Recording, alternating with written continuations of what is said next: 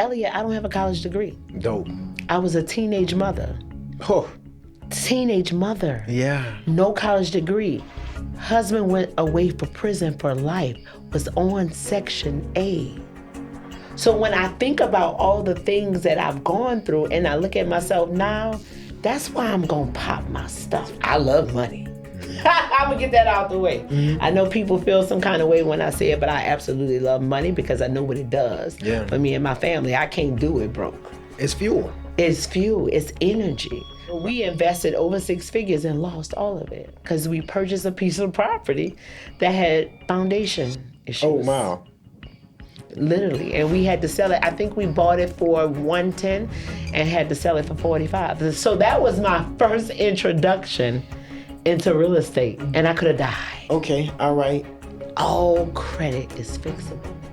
All of it. I would want people to know that your credit is like your personal physical health. Is your report card. I tell people we never get away from having A's, B's, and C's. It's your adult report card. Financial report card. Financial report card, absolutely, because it tells a person. Listen, Elliot, I know you have walked into a car dealership, right? I don't even walk in. I give them my information. They bring the car to me. I heard that. There is no plan B for me. This has to work or it has to work. So y'all got to figure it out. And every day I go to we do a 15-minute powwow, what we call it. And the powwow, I start off by saying, what did you do to generate money yesterday?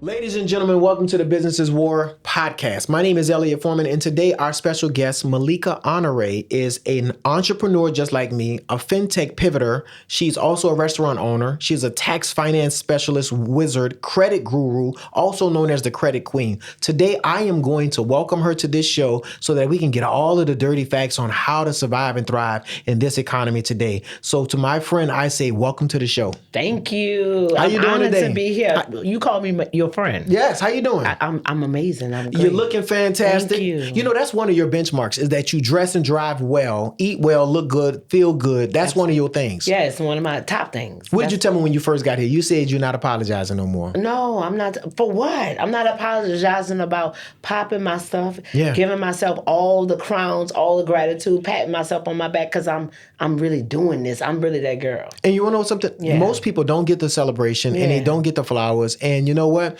It's frowned upon when we step into who we really are. Yeah. And you know what? I don't know if I like that. I don't like that, and I'm not around people like that. I'm around people that pop my stuff with me. Yeah. And they say, you are that girl. We popping each other's stuff. You know, the other part about it is, listen, don't get mad, step your game up.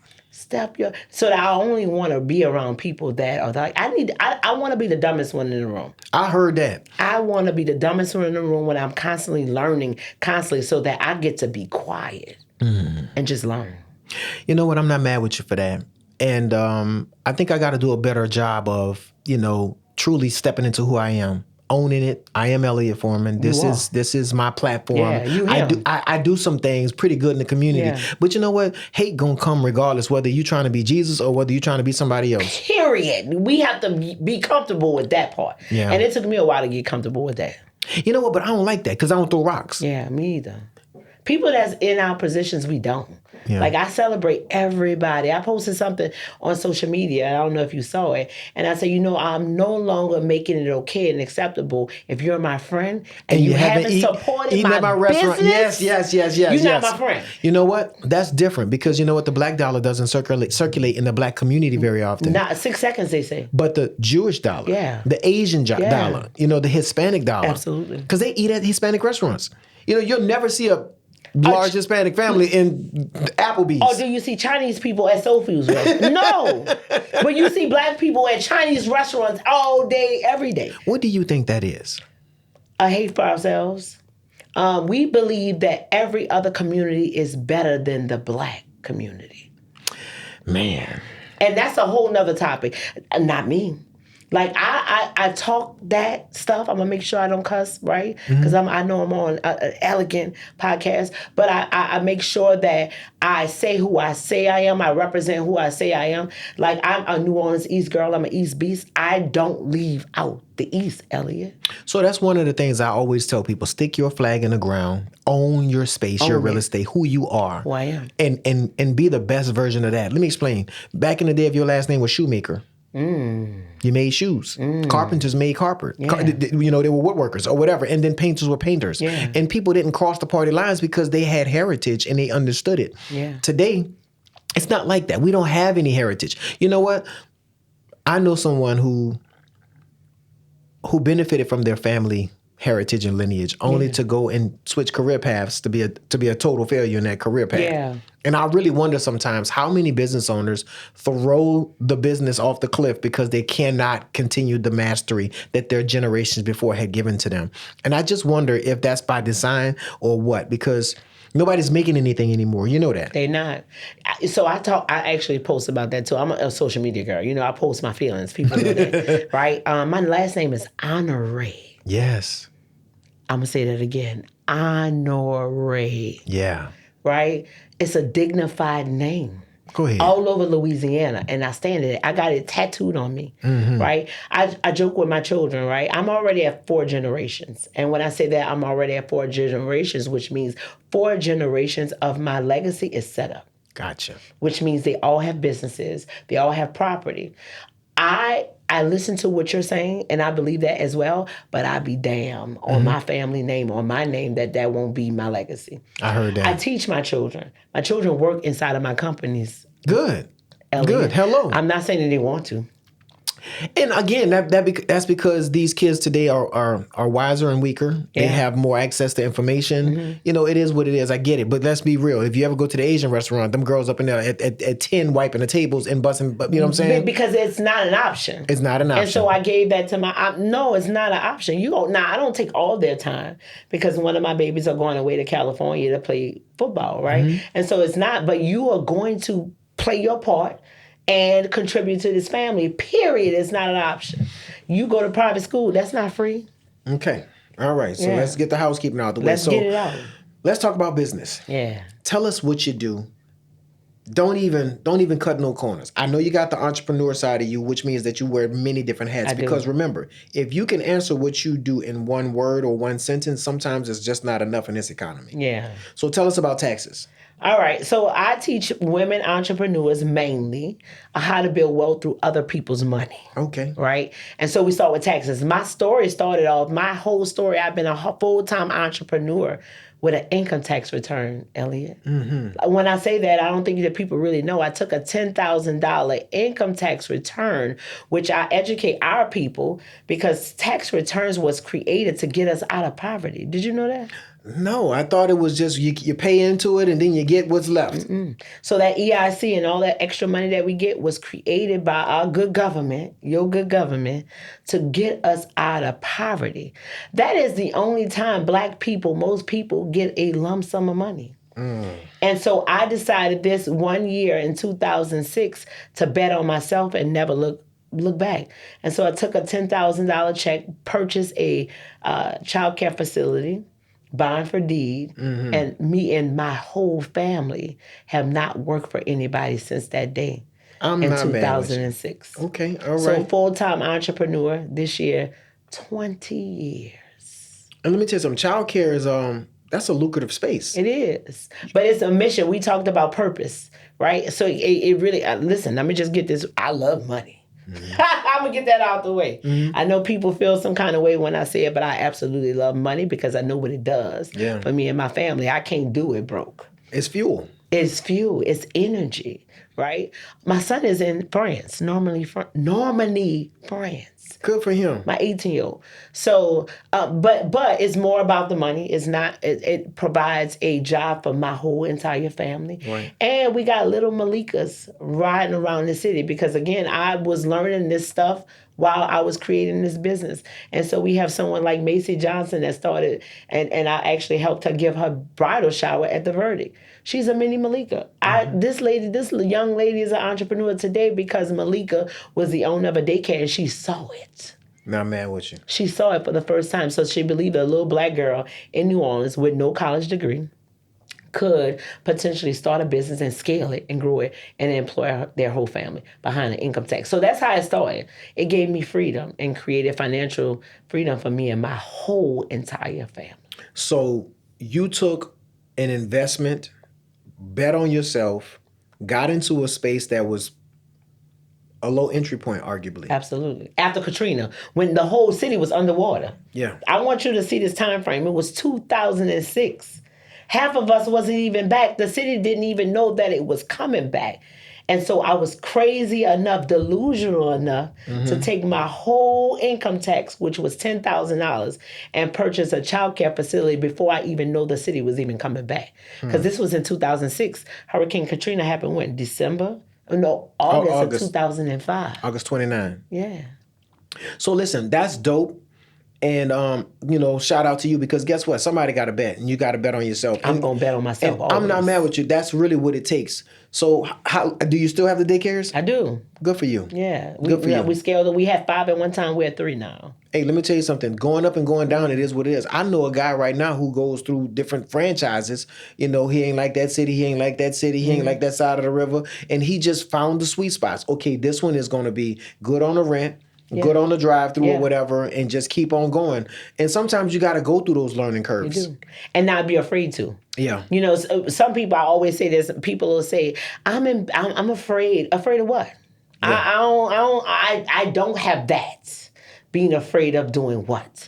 So when people say, I'll say, why don't you start your business? I'm afraid. Afraid of what? I don't have that.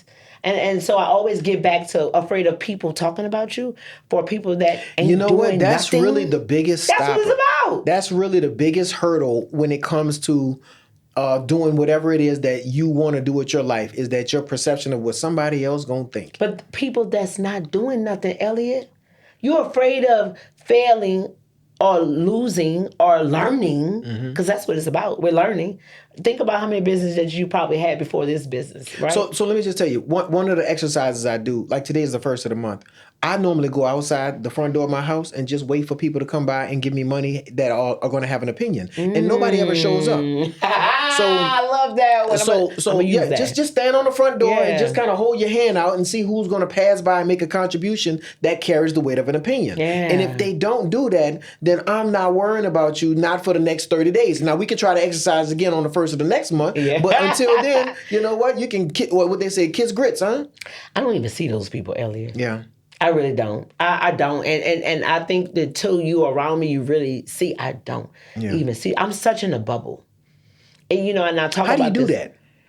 Over time it happened because I used to care about everything. One time somebody went on Instagram one time and called me a scammer. It happens all the time. And if you're hold on, I know a little bit about that. If you're around money, if you're the wrong color of gray, yes. If you are doing well, yes. If you're eating, people think that it is what it is, and it's not possible legally. Yeah, so you just gotta let them hate from the cheap seats. And I am. Okay, there you go. So now, and I tell my mentors because I teach people to do what I do now. Get comfortable with being called a scammer. Just get comfortable with being called any name that crushes your soul. Let me give you an example. So you go to a bank, let's say a nice big old blue bank that has trillions of dollars in it, right? Yeah. Okay, you go to that bank, you put $100 in. Mm-hmm. The account fee is $15 a month. Yeah. You write that one check and it's gonna bounce and they're gonna charge you $35 to $40 for the bounce check. Mm-hmm. Before you know it, you ain't got no money in the bank. Nothing. Because number one, you can't pay for the relationship. Right. Number two, you financially unfit. Yeah. Number three, you're financially illiterate. Yeah. I want to see what that Yelp review gonna look like. Yeah, I wonder. I talk about that all the time. You see what I'm going with that? I do. Absolutely. Listen, let me tell you something. AT&T is a scammer too, because guess what? Whether you use the phone or not, they gonna charge you. They gonna charge you. We had a situation where it was Verizon. We was out for a couple of days, and they tried to give me $20. You know how much money I lost? Mm-hmm. I have business accounts on Verizon. Mm-hmm. It's not just a regular account. You know how much money? And baby, what they took me, take them $20 per line, and you better go somewhere, or what? Exactly. And you ready for this? Listen, Yeah. that's how corporate treats you. And you want to know what's crazy? We seem to be a glutton for punishment when it comes to the master, but for our own people, there is no grace. There's no grace. So I want to make that a business's war Make conversation. If you ever are in business with someone that looks like you, feels like you, goes through the same things that you do, if you don't have any grace towards it, then guess what? Then just don't patronize. Because at the end of the day, I hate how we hate on each other. I hate it. And then again, that's what inspired that video. Yeah, I hate how we hate on each other. I'm walking out of church, and they was like, "Hey, Melika," and they tell the friend, "Oh, that's my friend. That's Melika." And I'm like, "Oh, really? And you live in the East? And I got the best restaurant in New Orleans I East. heard that. The sexiest restaurant lounge. And you tell your friend, oh, that's my friend, Melika.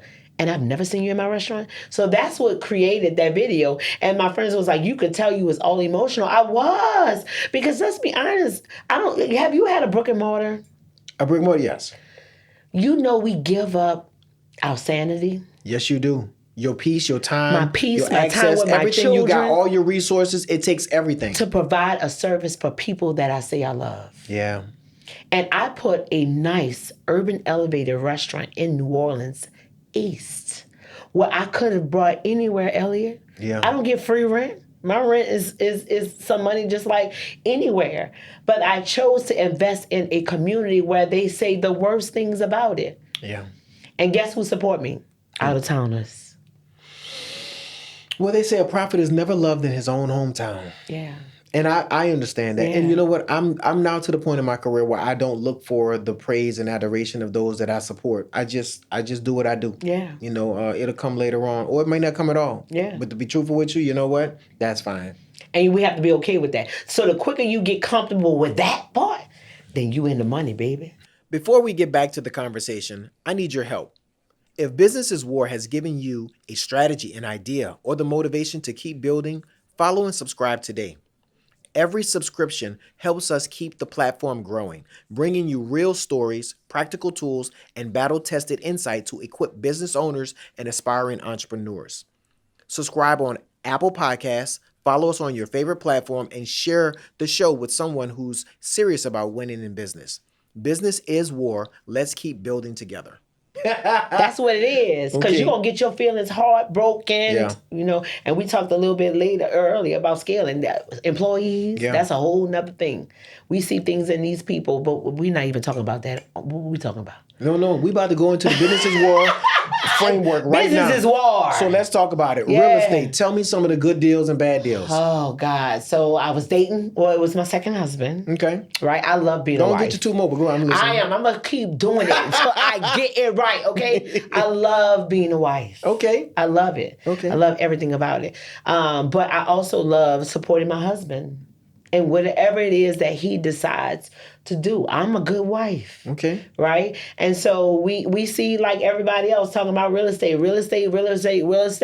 And I think you know this. I don't believe sitting on cash. I don't. Oh, no. I'd rather be broke with instruments than to be sitting up in there holding it while the negative influence touches it. That cash going to be doing something. My cash have an assignment, Elliot. I heard that. Right? And it got to be making me more money, or I'm okay with risking it all to try to figure it out. Okay. Right? And so we had this cash, me and my husband, we had a business together. And he was like, you know, listen, I had a former street dude, right? And he was recovering, trying to get out. As I always say, I attract corporate thugs, right? And so people that had a life, but now they're trying to do something new now, right? And so I support that. And so he's doing some new stuff, and he wanted to dabble into real estate. Baby, listen, the real estate, shout out to y'all real estate people, because y'all are the real MVPs. Yeah. Because you got to dabble in that knowing what you're doing. But we invested over 6 figures and lost all of it because we purchased a piece of property that had foundation issues. Oh, wow. Literally. And we had to sell it. I think we bought it for $110 and had to sell it for $45. So that was my first introduction into real estate. And I could have died. Okay. All right. And you want to know something, honestly? Why? It would have took me a long time to even think about that again. So let me tell you what I am. I'm not stupid. I learned from the lessons. Yeah. Now, either I could have done a better due diligence job on it and kind of stayed in the space, or I would have just pivoted into something else that would have been just as intelligent, but not so upfront on the cash. Because let's keep it real, to come up with $110,000 cash, it's not easy. Yeah, that's what I did. And it was cash. Yeah, and so the average person making 50, 60, 70 a year can't do that. How are they gonna do that? How they gonna recover and bounce back from that? But I learned something. I did. Next time I hired a mentor, a coach, right? Yeah. Because I thought that I listened to enough things, YouTube, that like most of you all do. You think you don't have to invest in YouTube. You can listen to a whole bunch of podcasts, right? Yeah. But I thought I was educated enough. But I had my husband, and I wanted to support him because that's what he wanted to do. But no, I'm a gangster, Elliot. Like I made this thing my enemy, my ops. And I had to piggyback. I had to get my money out of it. I needed to get my money back some. And so, no, I took 5 years, but I dabbled in it this time. But then I did it. I had a coach this time. And so they coached me on it. I did some hard money lending, but I also was a hard money lender. Yeah. And so I learned those 5 years, and I learned. So then when I did it the next time, I was winning. And I did it a few times after that. But real estate is not my thing. It's a vehicle, one of my vehicles. For sure. Right? So that I can constantly generate money. I like to make money every day. I like how you put that. You know, it's not your main thing, but it's a thing. It's a thing. One of the things. I like money coming from everywhere. I ain't mad with you. Yeah. I love them daily deposits. I love them. What I would say is that my tax strategy on that was I'd have took in capital gains, lost all that. I know that now. I lost all that. Oh, I did. Now, right? How you doing? I'm taking the whole L. And so that's why. And I'm putting that on the paperwork because I'm making sure that I can offset that some kind of way. Absolutely. I would have never went to sleep with that on my chest. But this was 15 years ago, right? And so now, when people talk about, I talk about this with my people when we talk about that big, beautiful bill. Mm-hmm. And I'm like, oh, it's beautiful stuff for some people. Yeah, for sure. Because real estate, they winning. Yeah. The tax incentives and then that beautiful bill, we talked about y'all president, right? Or whoever president, that big, beautiful bill is beautiful for some people because they win it. Like, I don't know if you saw in Forbes, they added a couple new billionaires. Yeah. Which means everybody ain't struggling. First of all, everybody's not struggling, but that's number one. Number two, if you're not winning in this economy and you happen to have a particular political philosophy and your team's in position right now and you're not winning, then you're an idiot. You're an idiot, absolutely. Because we're talking about the fact that this is the quickest wealth generating time right now. Right now. Absolutely. And I don't know if you know this, but crypto is coming. And the reason I have a problem with crypto is because it's just it's unregulated. It is unregulated. It's legal gambling. I mean, what legal? I don't know what. Let's be honest. Gambling. If I give you $1 million right now for some crypto, right now, you ready for the killer part? Yeah. Who gonna hold the value of that $1 million that I just gave you in crypto? And where you can't go buy nothing with? I can't go to Starbucks with it. You can't. I see the gas stations putting little things in there. You know what? I'm done with the gas station. I'm on electric right now.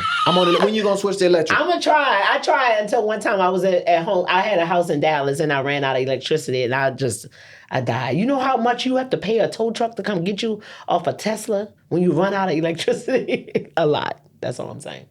That's the other side of that. I haven't been there. And New Orleans is not equipped for that. New Orleans is not really great, but you got to have the electric in your house. You got to. Yeah, well, I got it in my house. Yeah. I got it in my house. Yeah.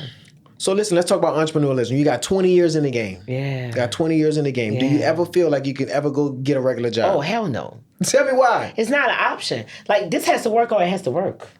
That's it. Oh, so there's no backup plan. I don't have a backup plan. Dog, that's dope. I don't. This got to work or it got to work. Period. That's dope. What other question you got? I don't like. I tell people and I tell my staff this. I don't call my staff. I call them my team. Yeah. Because they have buy-in. Yeah. Right. They run this company because as a CEO, my job is to have the vision. Y'all running it. Right. But I tell them no. This there is no plan B for me. This has to work or it has to work. So y'all got to figure it out. And every day I go to what we do a 15-minute powwow. What we call it. And the powwow, I start off by saying, "What did you do to generate money yesterday?" So let me ask you a question. How do you feel? How do you comfortably give somebody a responsibility and don't just check on them every 9 minutes? You don't. I had to learn it the whole way. So it's an uncomfortable thing to still do. Very uncomfortable, but you got to get comfortable with that shit. I'm sorry. Man, I gotta tell you something because I'm good at a lot of things. Yeah. I normally can do a lot of things. I'm always doing something. And one of the things that I do struggle with is not so much delegation because I can do that. But boy, I be checking. So I had to learn that by getting burned and losing a lot of money. Yeah. Right? I was not good with that. I could delegate, but my follow-up was horrible because I thought I was employing people that did what they did, and I trusted them. Right? And so I'm not a good person to work with if you need to be micromanaged. You know what? I don't think I'm a micromanager either. I'm not. Because I don't be, I don't want to. I'm not want to, and I'm not going to start. I just fire. I'm being honest with you. Like my amazing lady out there, this is her third go round. Yeah. Because I do know that people need to learn lessons and then come back, but I know she's a genius at what she does. You know what else is really interesting? Making continuing education advancement opportunities for them, meaning that you either send them somewhere, take them somewhere, get them training somewhere. Absolutely. You know what I'm saying? Because listen, they got to continue learning. So one year we went to Mexico. Listen. My whole office. Okay, that's another level. My whole office. We took our laptops and our cell phones, and we went to Mexico, and we worked from the beach. We did a conference. The next year, we went to Las Vegas. We went to a conference. We took our laptops and we worked from Las Vegas. We all got tattoos. I got tattoos right down here. We got similar tattoos. And then we went to a conference. This year, the last couple of years, they know they haven't meet their quota and their numbers. We ain't going nowhere. Yeah. Right? Yeah. That is a perk, an advantage to us doing our numbers and exceeding our goals, right? When we do that, we do it. But I do pay for mentorship. We have Grant Cardone. So you use his program? I use his program. They have to sit there at that computer 20 minutes every single day and then learn something. So that's one of the continuing education curriculums that you put in front of them. Absolutely. Tell me about that program. It's a professional development. So it does sales, it does follow-up, it does all systems, it does everything. But it's motivational as well. But Grant Cardone, if you're familiar with him, I know you are. You know his wife is from New Orleans? No. Elena. No. Yeah, she's from Uptown, baby. Listen, I got an opportunity. I paid $10,000 to get on a yacht with her. And let me tell you what that, and I'm going to get back to Grant Cardone. That, I didn't know. I was like, let me see what the hell this is, right? What it did for me is put me in a space where other women also paid $10,000 to be on a yacht with Helena Cardone and her associates. I met a woman that owned an island, Elliot. Yeah, I'd be on that island. Is it a nudist island? I'm just joking. But a black girl, so of course she wasn't black, but a woman sat next to me and owned. I didn't even think that was possible for a woman to own the island. So that $10,000 was well invested. But I met her at another event. And my folks from all over, I have friends from everywhere, because remember, I want to be the dumbest in the room. And so I'm in a mastermind group. We all invest $25,000 per year to even, we don't do nothing but come together every quarter and just lock ourselves and talk. But it's the access I have access to women that also believe in investing in themselves. But anyway, I'm in a mastermind. They hired Elena, and they introduced me. You know how we real New Orleans folks. So they like, this is my Louisiana friend. I'm not from Louisiana. Where you from? I'm from New Orleans, baby. Yeah. And so she said, what? She screamed across the room and she ran. She said, come here. She snatched me and ran me in the back of the room and pulled down her pants and showed me her fleur-de-lis. She said, I'm from Uptown. I did not know that. Yes, his wife is from New Orleans. Right? And so what was the question? I have ADHD. We're going back to it. Well, listen, you just investing into your staff and stuff like that, but and I think that's the training. You need that ADHD. Yes, that's my gift. I know that now. Yeah, you know what? Yeah, and I don't take nothing to try to suppress it. I lean into it. If I got 13 things going on in my brain, let me tell you what I'm doing. I'm trying to make sure I get all 13 of them out. And I am. I'm going to execute all of them, too. There you go. Yeah. And so I don't shy away from that at all. Mm-hmm. And I don't care if people look at me like I'm sketchy because I'm always moving and doing something. I can't keep still. I'm not even going to try. I'm going to try. I'm going after the money. But listen, and you want to be in those rooms where the opportunity is abundant and the intelligence is there and the resources are there. Because for me, the last thing you ever want to do is let me see where the treasure is. Ooh. If you can, if you're with me. Ooh, I hear you. And so I'm not even asking a lot. If you just let me see how you wash your car, make your moves, make your decision making process, whatever your process is. If you let me see that, I'm always research and develop, or replicate and duplicate. And I find holes in it and find a way to do it better. Like all of my businesses, Elliot, was personal. Every last one of the businesses that I created, my childcare facility, it was a 24-hour childcare facility. After Hurricane Katrina, remember the timeline, I purchased this building in 2026. Everyone was trying to figure out if New Orleans is even coming back. So there were people, because I worked at the House of Blues, shout out to the House of Blues. That was the only job I ever had in my life. What'd you do over there? Everything. So I started off in retail. I became the training coordinator, became the HR generalist.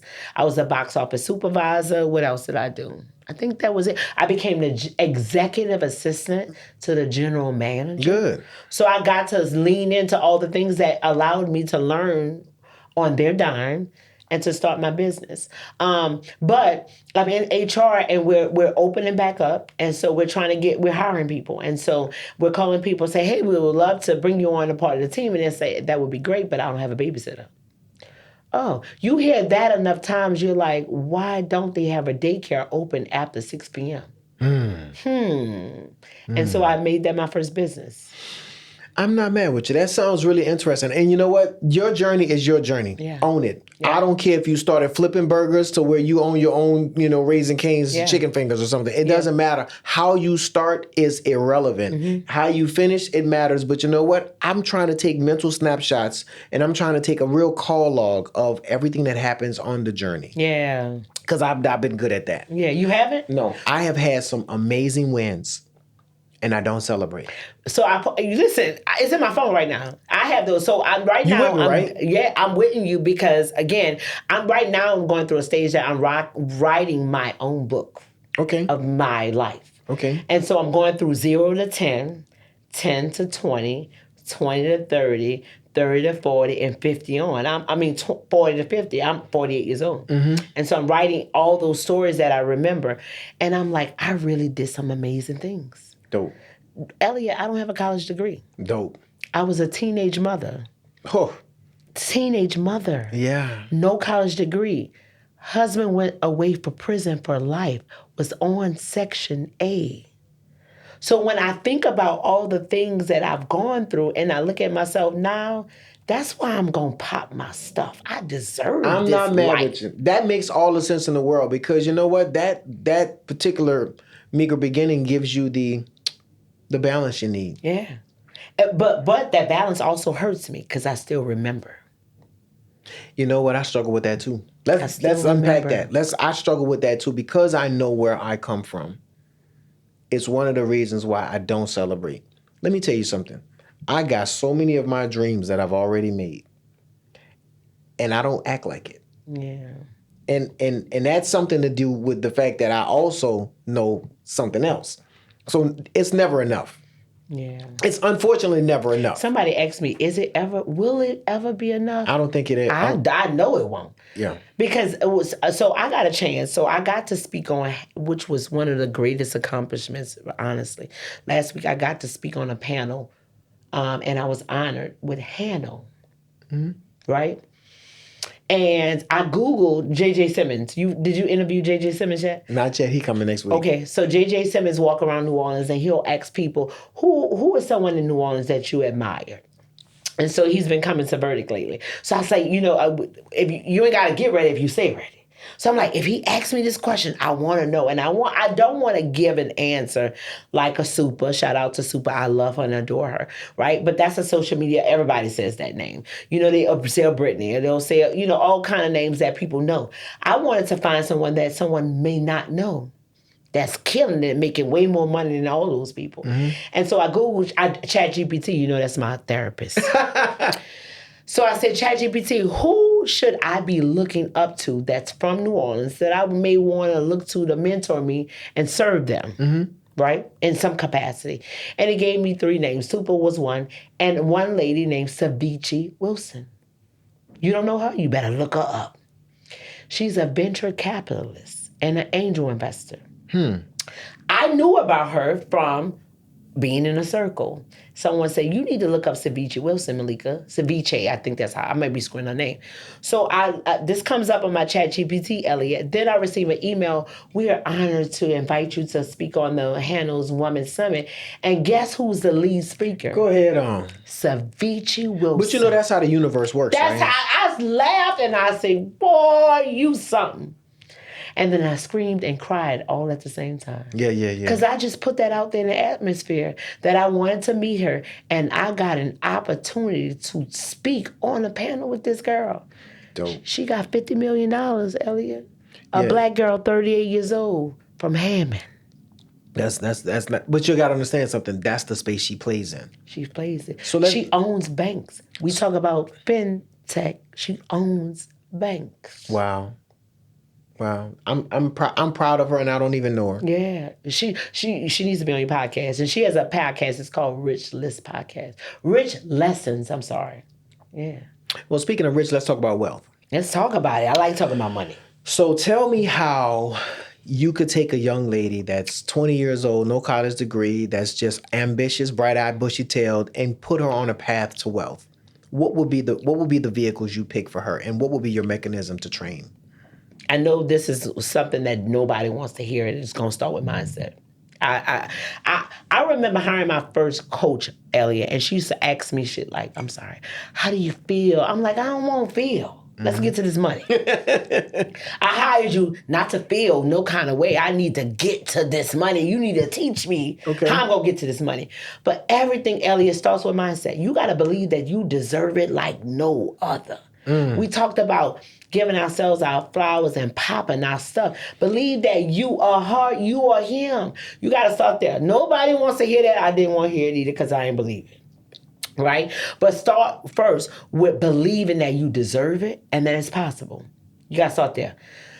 Now, credit became my vehicle because I truly believe it with everything in me that it is quicker to borrow $50,000 than to save $50,000. Oh, I can. Let me polish that statement. What's easier to do? Mm-hmm. To earn 50 or to save 50? Mm-hmm. And the answer is always going to be, it's probably easier to go and earn it. It's definitely easier to earn it. The reason being is because one is a positive motion and one is arguably a negative motion. Yes. Man, saving is for suckers, bro. I don't believe in saving. So that's why you can't bring me. And so when people bring me to their audience, I'm like, and I have to say no sometimes because I'm not a great fit.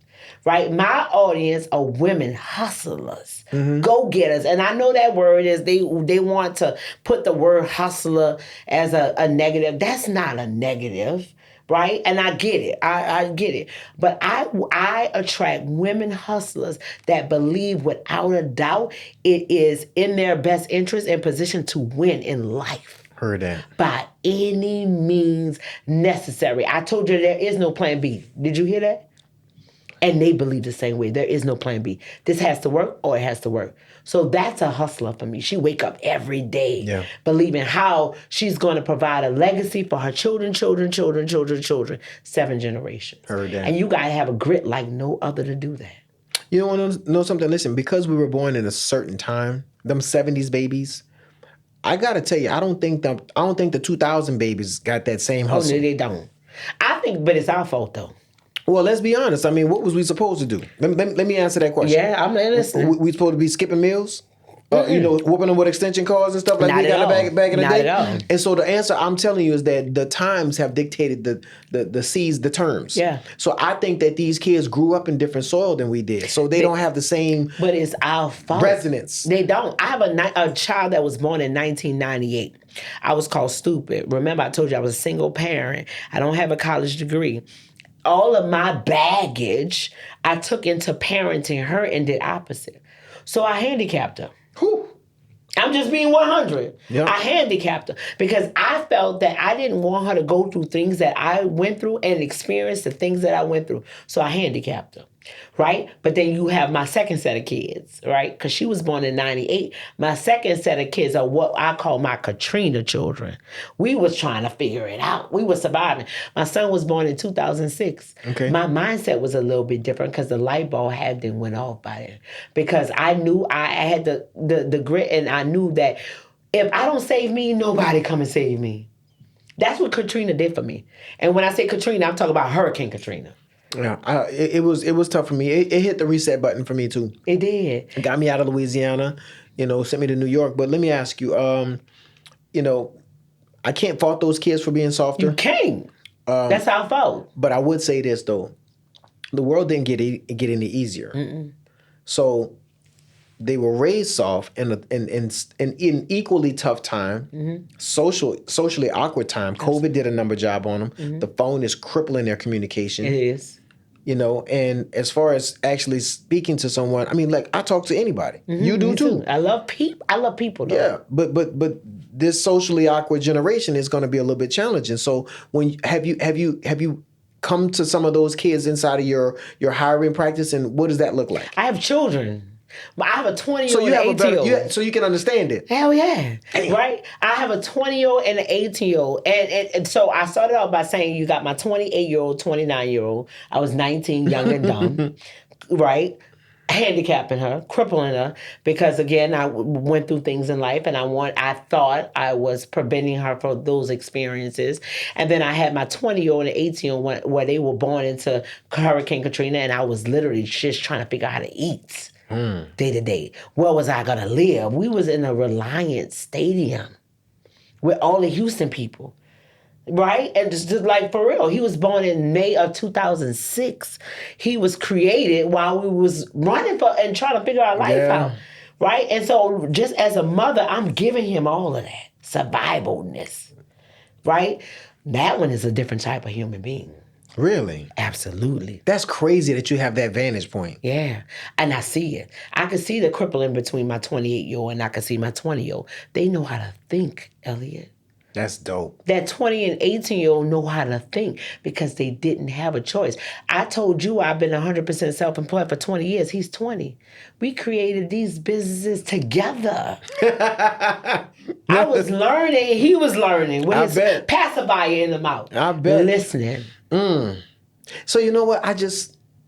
I'm not a fan of any of the whole process because I was telling somebody else just recently that having kids is risky. Ooh, I'm gonna keep talking about stuff that I posted. Shout out to the women that are starting businesses while raising children. Yeah. Man, that's hard, Elliot. Yeah. That's hard, bro. And as a man, and I'm going to say the men that are single parents too, a parent, I'm not going to say women. Yeah. I'm going to say a parent that's starting, running businesses, and trying to raise children.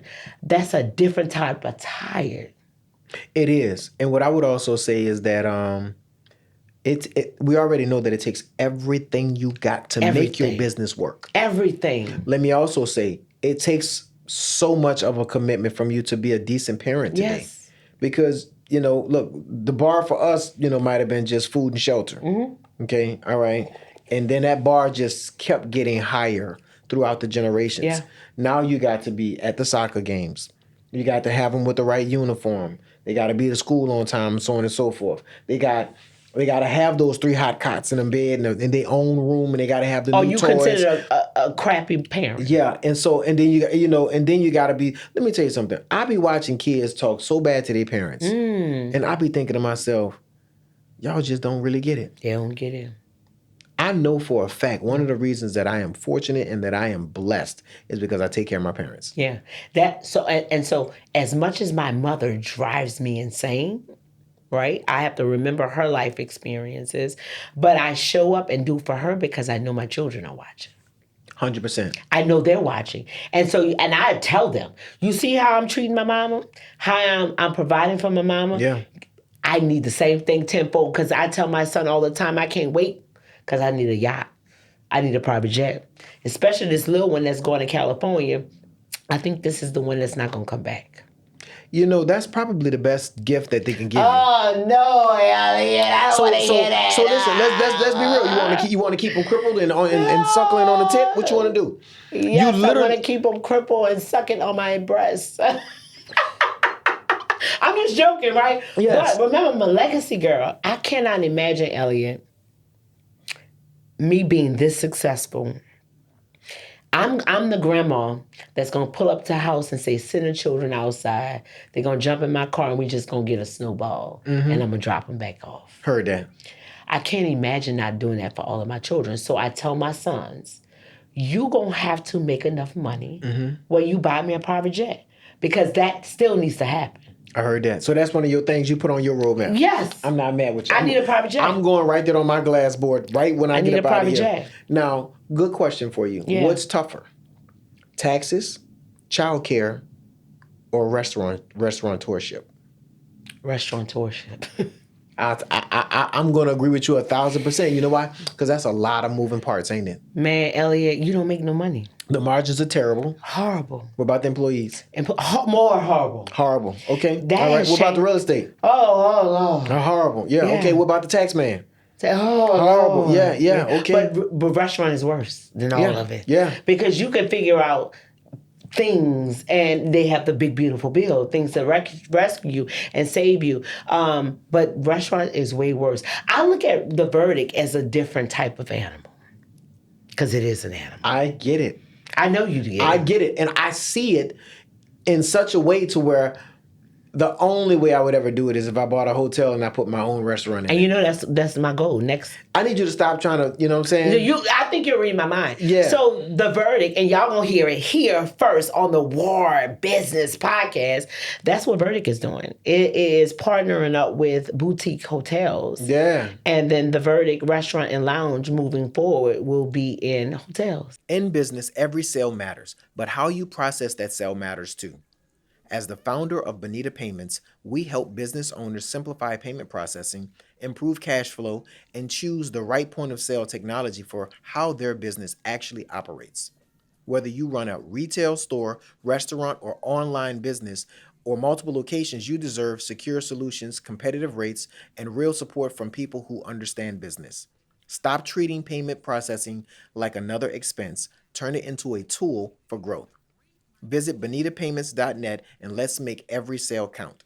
I'm not mad with you. Shoot that's what the we entire doing. shot. I am. It's I'm done. not- yeah. And y'all heard it here first. Yeah, that's dope. Yeah. That's dope. Okay, so what's next for you? Politics. You want that? Yeah. Yeah. Okay. Listen, if you speak it, It's done already. I completely 100% get it. Yeah. So you wanna mess around? Okay, you what area of politics? I mean, like just local state. Let you know. I don't know. So I was a 12-year-old girl. Here's the story. At 12 years old, I was a grandfather's girl, daddy's girl. And I remember seeing the inauguration of Bill Clinton. And I remember him walking across the stage and I see Hillary. She's so poised. Heard that. And I see her and I whispered to my grandmother. So my grandfather is sitting where you are and I'm sitting on the next sofa, love seat with my grandmother. And she's holding me and she said, and I said, Mama, I want to marry a man. And he become the president of the United States. And she said, very quietly, because keep in mind, she was born in the 36 in Highway 1, New Roads. Okay. And she whispers and says, marry a man. You could become the president of the United States. Oh my goodness. Boy, listen to me. You know that's how it happens, right? That's how believed it. speaking things into existence works. The smallest seed that's planted. I believed it, Elliot. From 12 years old, I had that imprinted that I could be a black girl from New Orleans, 7-wall, hard hair, single teenage mother on Section 8, could become the president of the United States. But I don't think that I want to be the president. Let me tell you the story. So I walked around, I went to St. Peter Claver. And I was walking around saying, I want to be the first black female president because I saw the reaction they would get from other people.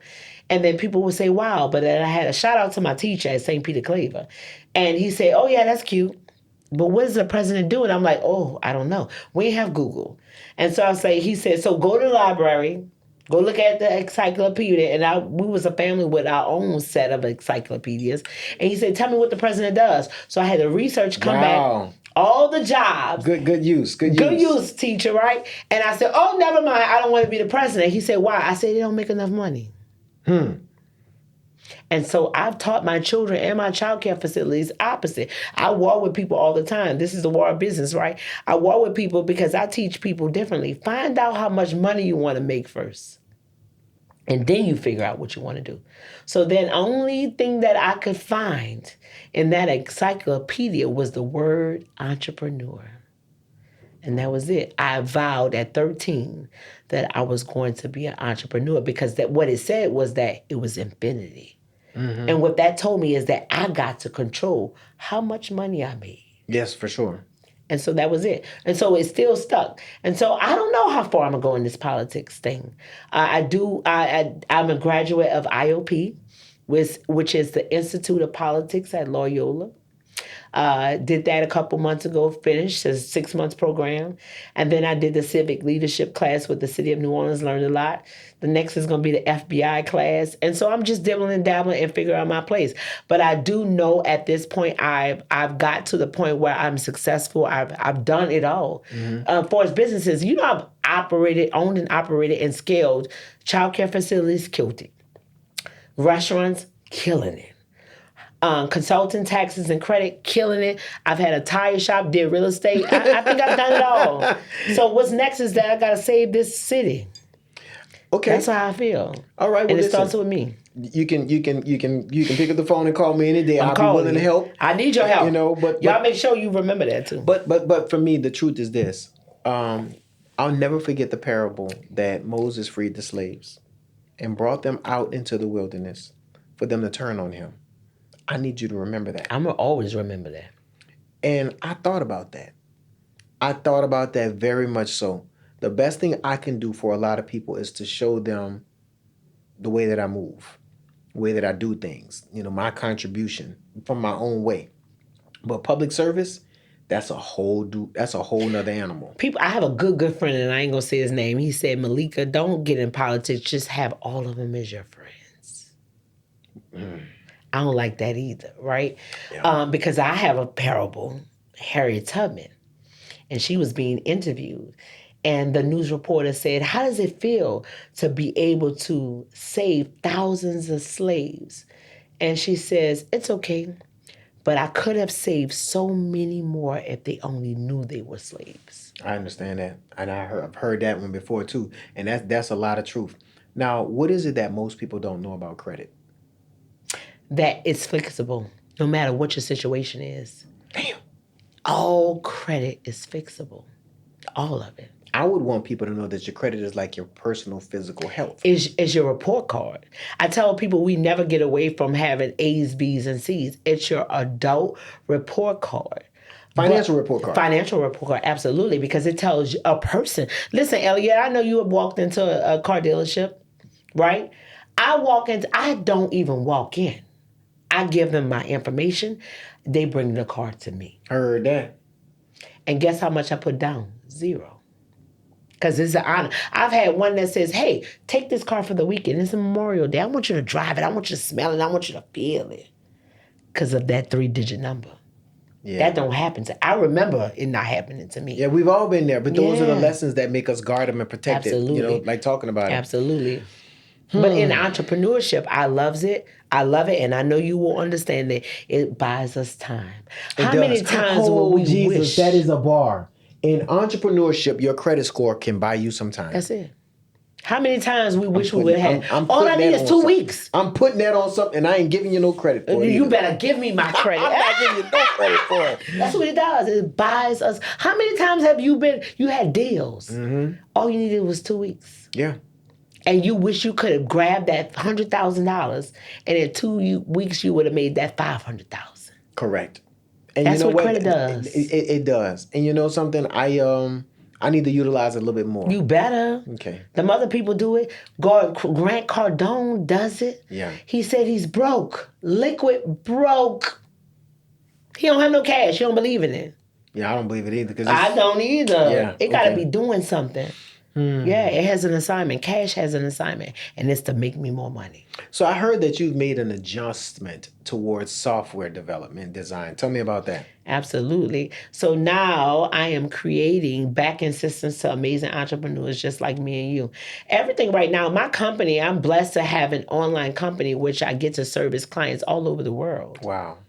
And so I'm able to reach those people all over the world, not just New Orleans. Elliot, I know you understand. I don't care. I love my city, but I don't care about it like that because my clients are not all here. And you know what's crazy? That New Orleans doesn't, it is what it is. I'm gonna let it live because it's uniquely in its own way. Is. And remember something. You in this small big city can make a phone call and move a mountain. Absolutely. You can't do that in Houston. No. You can't do that in Dallas because they got too many people and you're not as sequential, as important as some of that. But here, we all know somebody. Yeah, we do. That's what New Orleans is. It's a big neighborhood. It's a big ass neighborhood. That's right. And so I pivoted. So what I've been successfully working on inside of my business, I've successfully done this for 21 employees. 21 entrepreneurs. Okay. And so what we do is create products for them. Like, you know that. We need to be making money while we sleep. For sure. You never get rich if you can't. You can't. We're no longer trading our time for money. Right? That don't make sense. And so we're trying to make that money. We're trying to create a stream of income where we're constantly making money every single day. Right? I tell you, I feel like I'm a gangster. My past life, I really was a gangster. I heard that. Yeah. And so I like making money every day. So we have clients that they come fly into New Orleans. What greater city? Everybody know New Orleans is popping. So they fly in and we do a 3-day intensive is what we call it.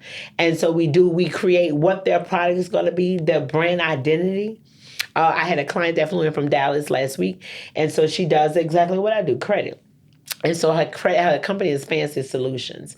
And so I'm saying, as of today, your name is Fancy. Okay. So we create a whole avatar, right? And so what we did was create all of her back-end systems, her ads. We created her Google profile and that funnel. You know what a funnel is, yes, right? I do. So we created all of that funnel. So whenever people click her link and they go through her everything, that's what we do. And so that's what I pivoted. That's basically like a marketing agency. It is a marketing agency, absolutely. But I've done it and so it's crazy because I didn't even think about it as a business until someone came. They do that for you too. Someone that does what we do, go through our funnel and be like, oh man, this is nice. And that's what happened. They called me, can you do that for me? Yeah. And I was like, yeah. And you want to know something? Of course, the entrepreneur and you heard cha-ching and I can do it. I only heard cha-ching. Yeah. And so listen, that's kind of sort of how my pivots work. And I'm glad that you're listening to your customer base so that you'll see what the next move is. And you know what? Let the need dictate the terms. I do. Okay. And then, of course, you apply all of your other business savvy to it. The price, the strategy, the scale, the time, et cetera, et cetera, et cetera. And you know what? I support you in that. Kudos to you. So what's next for you? Now that you've gone through your real estate tries, your child care, your tax strategy, your restaurateurship. Now you done pivoted into fintech and offering digital marketing services. What is the next 5 years for you look like? I hate that question because I don't know what the next 10 days for me looks like. I don't either. So what does the next endeavor look like? So right now I'm jumping into overflow nesting. You're like, what the hell is that? My son is going away to college, right? And so he's going to Sacramento. So, like, for instance, the next month, after July the 9th, I'm no longer working until October, right? So I get to do that. But I don't know what's next for Melika. I'm just living this life and enjoying it and figuring it out every single day. I told you I'm dibbling and dabbling in politics. I love it. Listen to me. Do whatever the hell you want to do with your life and your time. Is that a deal? And that's what I'm doing. That's a deal. Okay. That's a deal. Well, listen, ladies and gentlemen, can you tell us how to support you first? You can support me by coming to, if you're in New Orleans, make sure you come into the Verdict, the sexiest restaurant and lounge in New Orleans, 9301 Lake Forest. You can follow me on Instagram, theverdictnola.com. And then Honore Credit, which of course is a online revenue source company. And then we help hardworking women and men, just like y'all here watching us, unlock the keys to financial freedom by teaching you how to leverage other people's money. I tell people I like my money just a little, Elliot, but I love other people's money. And then I have Honore Solutions. So if you're looking to scale your company and put yourself in millions of places, I'm your girl. Reach out to me at Honore Solutions. I like it and I love it. Let me tell you something. I just met somebody who has just as much ADD and ADHD as I do. And I see it. And I want you to know something. She's also giving me an opportunity to understand that we don't run from that. We run to it and we use it, and it's a superpower. It is our superpower. And I want you to know that speaking to you today has helped me to realize that I really have a lot of work that I can do. Continue to sharpen my saw. Yeah. Continue to establish my brand and to talk with my chest, because I've done some great things. Because you really him. But at the end of the day, listen, I'm in banking. Yeah. So let me tell you what that means. It means that my persona is going to be of a high trusted, classy type of situation. Yeah. I gotta do that. Yeah. So the popular role is a little bit more challenging to me. But listen, I want you to support her. I want you to know her story. I'm waiting on her book to come out. You're taking too long, okay? And I want you to definitely get over to that restaurant and eat as much as you possibly can. Remember, business is war. Protect yourself at all times, and when things slow down, be looking for the pivot. The pivot. I will see you on the other side, and until the next time, protect yourself at all times. Peace.